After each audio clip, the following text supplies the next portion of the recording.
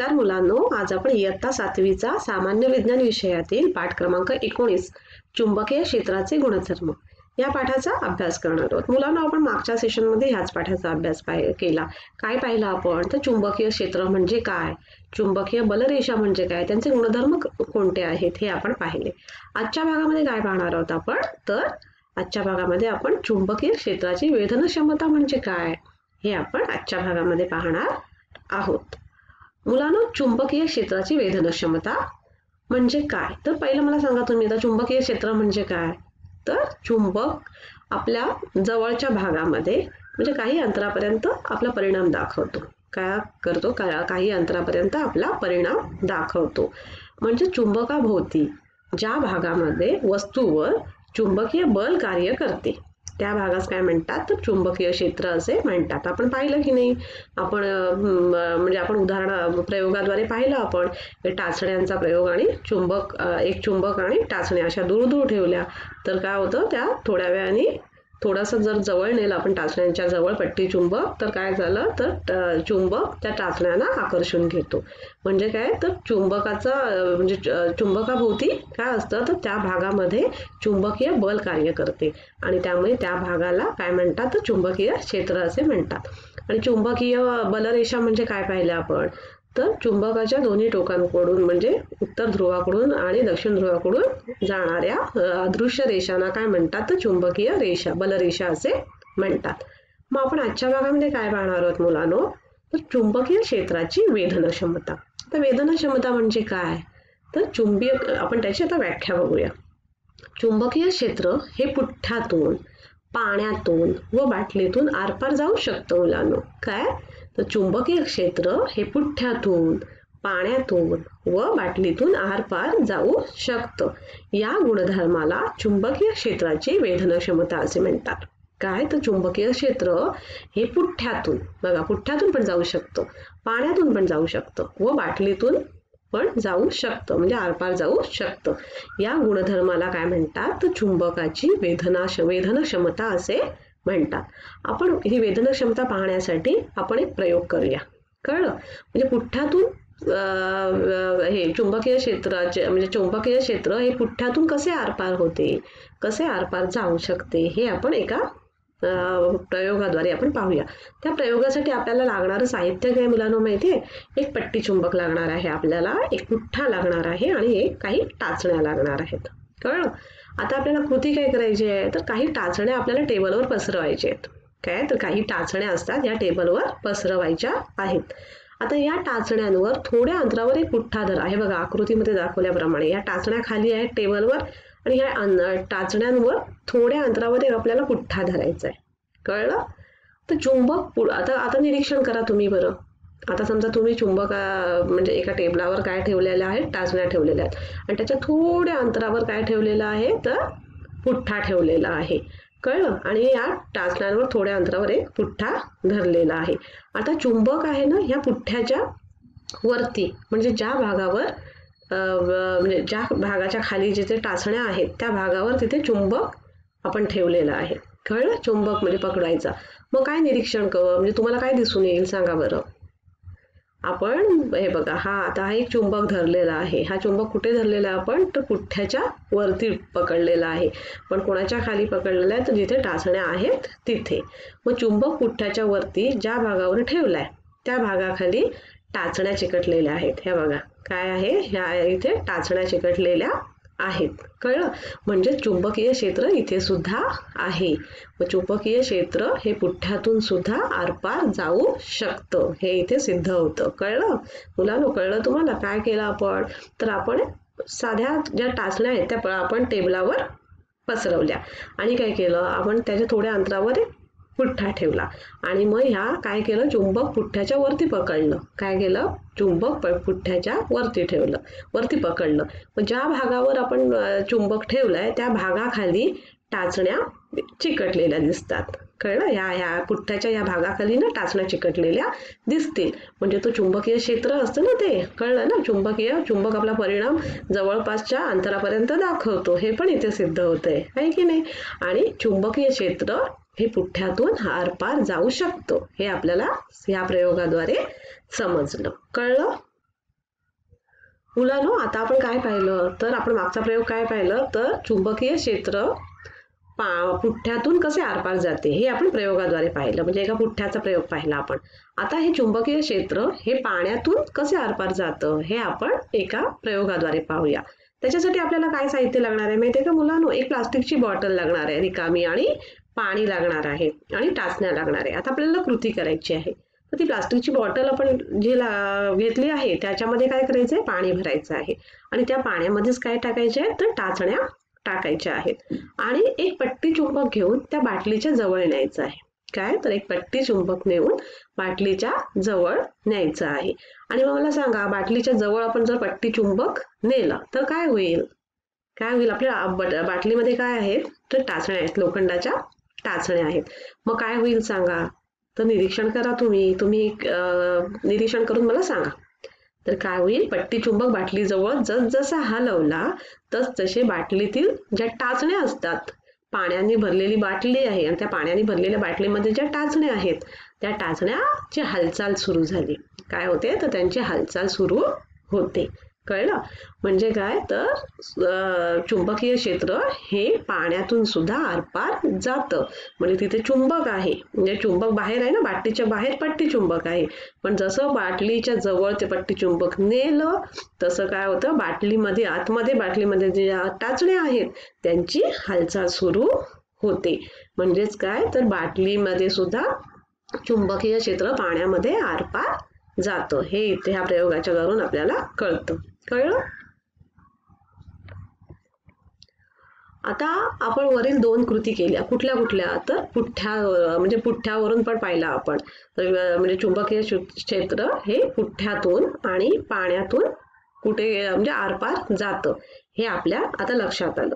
वरील दोन्ही कृती केल्यानंतर आपल्या लक्षात येते की चुंबकीय क्षेत्र हे पुठ्ठ्यातून, पाण्यातून व बाटलीतून आरपार जाऊ शकतं. परंतु मुलांना तुम्हाला माहिती आहे का, मात्र असं होताना या चुंबकीय क्षेत्राची तीव्रता कमी झालेली असते. तीव्रता इतकी राहत नाही.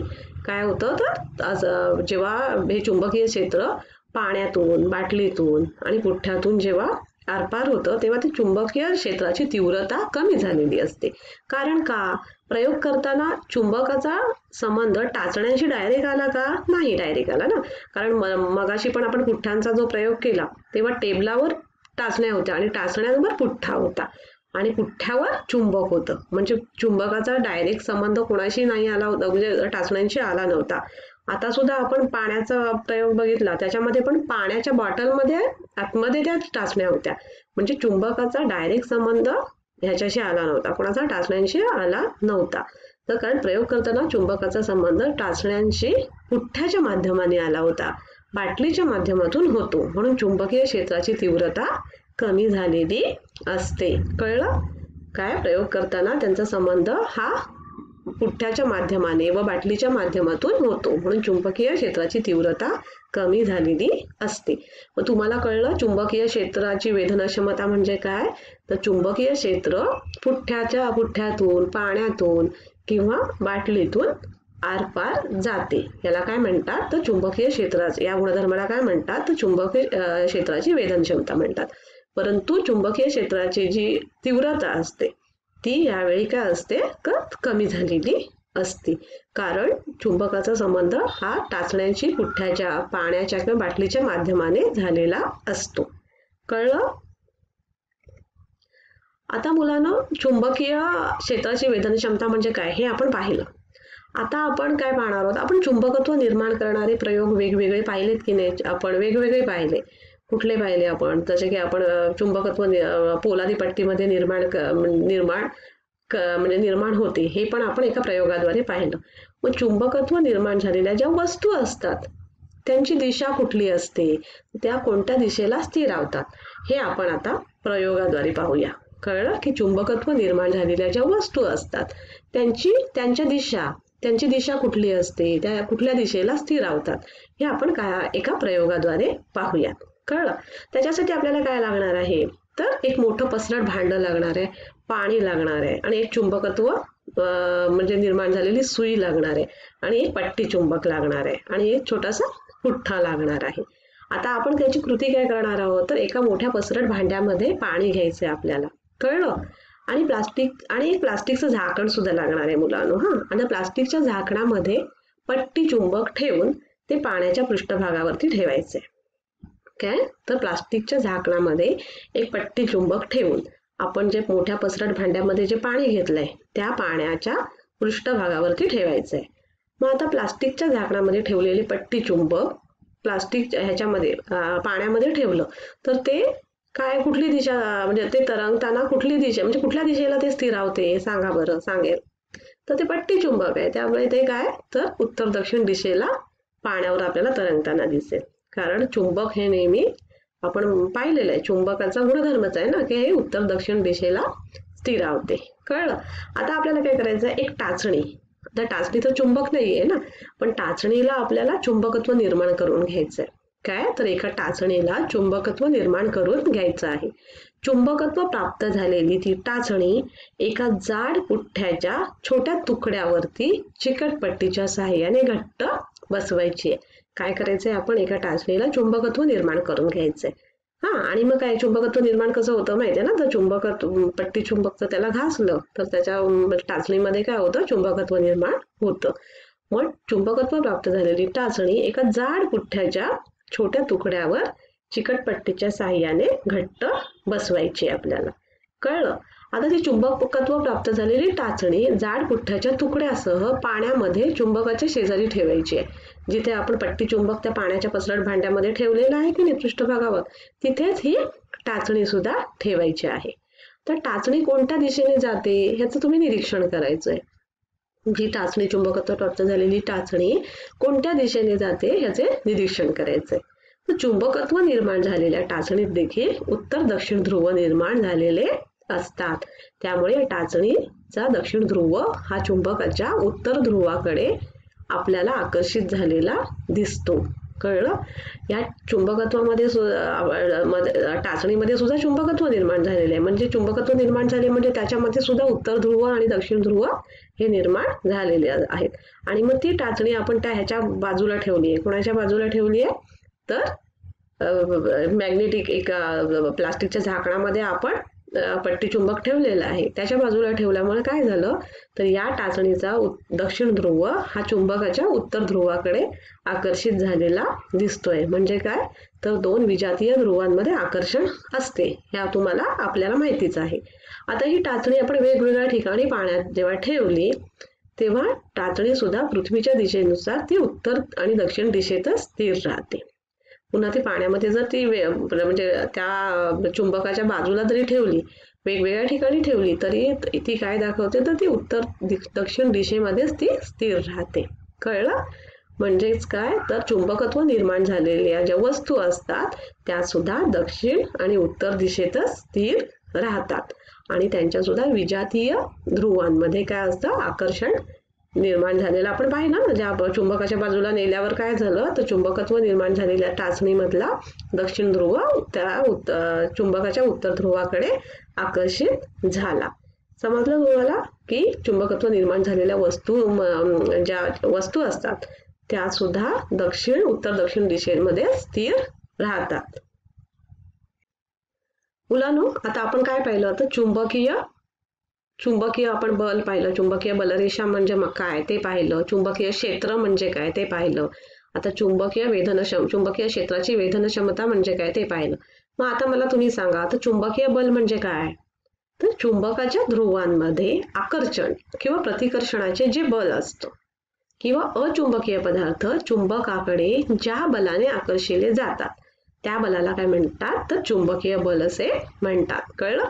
चुंबकाच्या ध्रुवांमध्ये आकर्षण किंवा प्रतिकर्षणाचे जे बल असते किंवा अचुंबकीय पदार्थ चुंबकाकडे ज्या बलाने आकर्षिले जातात त्या बलाला काय म्हणतात तर चुंबकीय बल असे म्हणतात. कळलं. आता दुसरा प्रश्न विचारते मी तुम्हाला की चुंबकीय बल हे प्रत्यक्ष स्पर्श न करता कार्य करते. कसे आताच आपण पाहिलं ना चुंबकीय क्षेत्र. तर चुंबकीय क्षेत्र म्हणजे काय ते आपण पाहिलं आणि चुंबकीय बलरेषा म्हणजे काय ते पाहिलं. मग ते तुम्हाला समजलं असेल तर तुम्हाला ह्या प्रश्नाचं उत्तर नक्की येणार की चुंबकीय बल हे प्रत्यक्ष स्पर्श न करता कार्य करते. आपण आता वेगवेगळे प्रयोगांद्वारे सुद्धा आपण पाहिलं हे. तर चुंबकीय बल ही चुंबकीय बलरेषांमुळे निर्माण होते. कशामुळे निर्माण होतं चुंबकीय बल? हे चुंबकीय बलरेषांमुळे निर्माण होते. चुंबकीय बलरेषा चुंबकाच्या उत्तर ध्रुवाकडून दक्षिण ध्रुवाकडे जात असतात. कळलं ना? आपण पाहिलं की नाही? चुंबकीय बलरेषा कुठून जात असतात? तर उत्तर ध्रुवाकडून दक्षिण ध्रुवाकडे जात असतात. त्यामुळे या बलरेषा चुंबकाच्या सभोवतालच्या भागामध्ये पसरलेल्या असतात. त्यामुळे चुंबकीय बल हे चुंबकापासून काही अंतरापर्यंत कार्य करू शकते. हे आपण पाहिलं वेगवेगळ्या प्रयोगांद्वारे. पुठ्ठ्याच्या उदाहरणावरून पण पाहिलं की नाही? पुठ्ठ्याचा जो प्रयोग केला होता तिथे पुठ्ठ्याच्या वरती आपण हे ठेवलं होतं, काय चुंबक ठेवलं होतं आणि पुठ्ठ्याच्या खाली ज्या टाचण्या ठेवल्या होत्या त्याला सुद्धा टाचण्या पुठ्ठ्याच्या खाली चिकटल्या. म्हणजेच काय? तर चुंबकीय बल हे चुंबकापासून काही अंतरापर्यंत कार्य करू शकते. आणि चुंबकीय बल हे प्रत्यक्ष स्पर्श न करता पण कार्य करतं ना. आपण बॉटल मधला पण प्रयोग पाहिला होता. बॉटलच्या बाहेर चुंबक ठेवलं तरी बॉटल मधल्या आतमधल्या ज्या टाचण्या असतात त्या टाचण्यांची हालचाल होते. म्हणजेच काय? तर चुंबकीय बल हे प्रत्यक्ष स्पर्श न करता कार्य करते. कळलं? आता मला अजून एक प्रश्न विचारते मी. गुरुत्वीय बल आणि चुंबकीय बल यामध्ये काय फरक आहे? सांगा बरं. तर गुरुत्वीय बल म्हणजे काय? तर ज्या वस्तूला वस्तुमान आहे, काय? ज्या वस्तूला वस्तुमान म्हणजे वजन आहे, अशा कोणत्याही वस्तूवर गुरुत्वीय बल क्रिया करते. कळलं? ज्या वस्तूला वस्तुमान आहे अशा कोणत्याही वस्तूवर गुरुत्वीय बल क्रिया करते. गुरुत्वीय बलामध्ये फक्त आकर्षण असतं, प्रतिकर्षण नसतं. काय? गुरुत्वीय बलामध्ये फक्त आकर्षण असते, प्रतिकर्षण नसते. चुंबकीय बल हे सर्वच वस्तूवर क्रिया करत नाही. चुंबकीय वस्तूवर काही कागदाचे कपटे चुंबकाला चिकटतात का? नाही ना. वाळू चिकटते का? तर नाही. जर लोखंडापासून किंवा कोबाल्ट पासून किंवा निकेल पासून या धातूंपासून ज्या वस्तू बनतात त्या वस्तू चुंबकाला चिकटतात. मग चुंबकीय बल हे सर्वच वस्तूवर क्रिया करत नाहीत. चुंबक म्हणजे चुंबक एकमेकाला चिकटतात किंवा चुंबक आणि चुंबकीय पदार्थ यांच्यामध्ये चुंबकीय बल करीतच म्हणजे कार्य करते. चुंबकीय बलात आकर्षण आणि प्रतिकर्षण या दोन्ही क्रिया घडतात. कळलं? आणि गुरुत्वीय बलामध्ये फक्त आकर्षण असतं, प्रतिकर्षण नसते. कळलं? तर मुलांना आज आपण काय पाहिलं? तर आपण आज शिकलो चुंबकीय क्षेत्राची वेधन क्षमता म्हणजे काय. तर चुंबकीय क्षेत्र पुठ्ठ्यातून, पाण्यातून, बाटलीतून आरपार जाते. यालाच काय म्हणतात? तर चुंबकीय क्षेत्राची वेधन क्षमता असे म्हणतात. आणि आपण पाहिलं की जे चुंबकत्व म्हणजे आपण चुंबकत्व निर्माण करतो एखाद्या वस्तूमध्ये, चुंबकत्व जे निर्माण करणाऱ्या म्हणजे चुंबकत्व निर्माण करतो त्या वस्तू सुद्धा उत्तर आणि दक्षिण दिशेला स्थिर राहतात. त्यांची दिशा सुद्धा कशी असते? तर उत्तर आणि दक्षिण दिशेमध्ये त्या वस्तू सुद्धा स्थिर राहतात. आपण पुढच्या भागामध्ये काय पाहणार आहोत? तर धातू शोधक यंत्र म्हणजे काय याचा अभ्यास आपण पुढच्या भागामध्ये करणार आहोत. धन्यवाद.